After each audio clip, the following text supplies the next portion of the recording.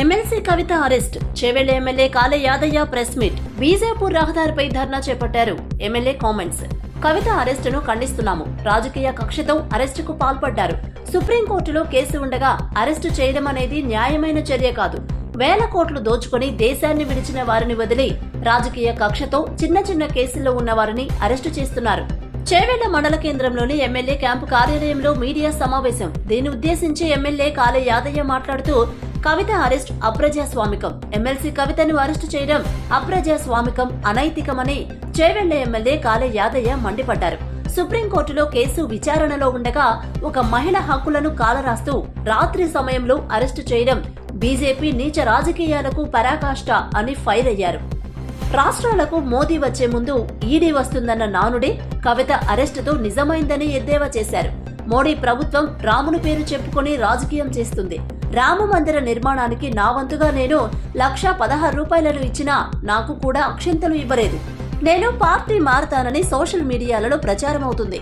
నేను ఎవరితో కూడా అనలేదు పార్టీ మారతానని. చేవెళ్ల నియోజకవర్గం అభివృద్ధి పనుల కోసమే సీఎం రేవంత్ రెడ్డిని కలిశాను. ఈ పుకార్లను నమ్మవద్దు.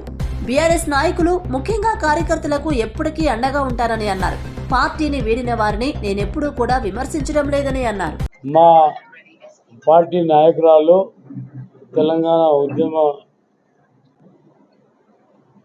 జాగృతి అధ్యక్షులు కల్వకుంట్ల కవిత గారు, మాజీ పార్లమెంట్ సభ్యులు, ప్రస్తుత ఎమ్మెల్సీ జాగృతి తెలంగాణ జాగృతి అధ్యక్షురాలు కల్వకుంట్ల కవిత గారిని అరెస్ట్ చేసినందుకు నిరసనగా ఇది కుట్రపూరితంగా చేస్తున్నటువంటి అరెస్టు.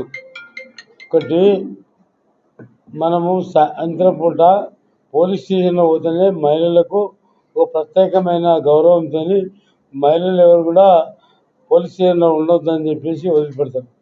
అది ఇక్కడ విచిత్రంగా ఉంది.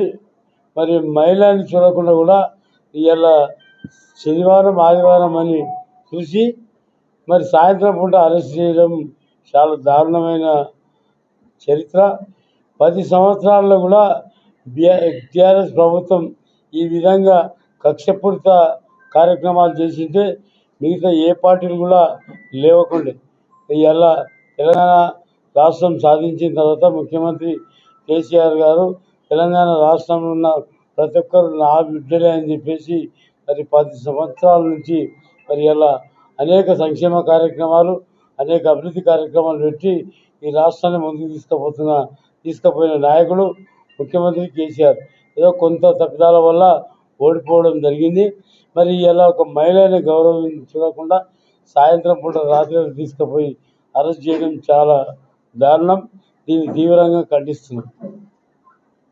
సుప్రీంకోర్టులో కేసు నడుస్తున్నప్పుడు మధ్యలో అరెస్టు ఉండొద్దు, కానీ విచిత్రంగా ఎలక్షన్ మూమెంట్లో ఇది కూడా పార్లమెంట్ ఇంతకుముందు అరెస్ట్ చేసేది.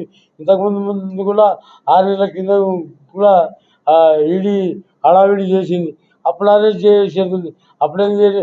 కేవలం పార్లమెంట్ ఎలక్షన్ దృష్టిలో పెట్టుకొని పార్లమెంట్లో లబ్ధి పొందాలని చెప్పేసి ఇలా కక్షపూరితంగా అరెస్ట్ చేస్తున్నందుకు దీనికి నిరసనగా తీవ్రంగా ఖండిస్తున్నాం. మరి ఇలా పార్లమెంట్ ఎన్నికలు దృష్టిలో పెట్టుకొని మరి ఇలా శ్రీరాముని ముందరకు తీసుకొచ్చి చేస్తున్నాం. శ్రీరాముడు అందరికీ దేవుడే, కానీ శ్రీరామునికి మేము కూడా ₹1,116 ఇచ్చినాం, చంద ఇచ్చినాం. ఇప్పటి వరకు అక్షంతలు కూడా ఇవ్వలేము. మరి దాన్ని శోభనం చేసుకుంటా ఎక్కడెక్కడన్నా ఎవరెవరికి అక్షంతలు పంచుకుంటా శ్రీరాముని అవి వచ్చినాయి, అక్షంతలు వచ్చినాయి, దేవుడు వచ్చిందని మోసం మాటలు చెప్పుకుంటా చేసేది. అంతే తప్ప కుట్రపూరితంగా పండుతున్న పన్నాగం. దీంట్లో ఎలాంటి ఈ మానవత దృక్పథం లేని ఈ ప్రభుత్వం రేపు రాబోయే రోజుల్లో దీనికి తీవ్రంగా ప్రతిఫలం అనుభవిస్తుంది. దీన్ని తీవ్రంగా ఖండిస్తున్నాం. నేను మొన్న రేవంత్ రెడ్డి గారిని నా ఈ సిడిపి నిధులు ఆపేసారు. సిడిపి నిధులు అంటే కాన్స్టిట్యున్సీ డెవలప్మెంట్ ఫండ్స్ 3 కోట్లు 2023 నుంచి 24 దాకా ఫైనాన్షియల్ ఇయర్. నేను ఎలక్షన్ బిఫోరే ప్రపోజల్ ఇచ్చినాక కలెక్టర్ ఇన్ఛార్జ్ మినిస్టర్ సంతకాలు చేసి ఇచ్చినాం. ఇచ్చిన తర్వాత అప్పుడున్న కలెక్టర్ దాని మీద సంతకం పెట్టకపోతే అది అట్లనే పెట్టేసేది. ఇప్పుడు ఎలక్షన్ కాకముందే పోయి అడిగితే కూడా ఇది ఎలక్షన్ అయినాక మాట్లాడతాం. ఎలక్షన్ అయినాక పోతే ఏమన్నారు అంటారంటే ఆ లెక్క అక్కడికే ఎలక్షన్కి అయిపోతుంది, ఇక్కడ కొత్తగా ఉన్నాయని. అరే నాకు ఈ financial year March to March, నేను ఎలక్షన్ ఎప్పుడు డిసెంబర్ 3 తారీఖు రిజల్ట్ వచ్చింది. నేను వచ్చిన తర్వాత కూడా ఇంకా 4 నెలల టైం ఉన్నది. 4 నెలల టైంలో కూడా నాకు ఇవ్వాలి కదా.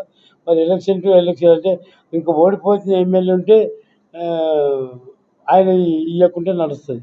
కానీ ఇది నేనే ఉన్నా కాబట్టి ఇంకా 3 నెలలు 4 నెలలు టైం ఉన్నది కాబట్టి నా ఫండ్స్ నాకు ఇవ్వాలి అని చెప్పి అడిగాను. దాంట్లో ఇప్పుడున్న ఇన్ఛార్జ్ మినిస్టర్ కూడా ఎండాస్ చేసి శ్రీధర్ బాబు ఎండాస్ చేసి పంపిండు.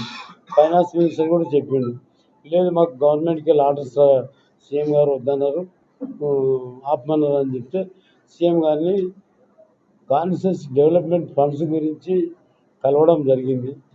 దాని గురించి మాట్లాడడం, దానికి కలిసిండు. అరే కలిసేటప్పుడు కలుస్తారు, పోయేటప్పుడు పోతారు, దీనికి ఉంటుంది. కాన్స్టిట్యూన్సీ డెవలప్మెంట్ అన్నప్పుడు ఇప్పుడు ఎమ్మెల్యే ఉన్నా ముఖ్యమంత్రిని కలుస్తాం, ప్రధానమంత్రిని కలుస్తాం, ఎవరి అవసరం పడితే కాన్స్టిట్యూన్సీ డెవలప్మెంట్ కోసం మంత్రులను కూడా కలుస్తాం. దానికి దీనికి సంబంధం కాదు కదా.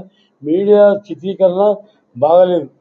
మీరు ఇంకనైనా మిమ్మల్ని మీ వ్యక్తిగతంగా ఎవరిని ఉద్దేశించి కాదు, మీడియా తప్పుడు ప్రచారం చేసింది చెప్తున్నా.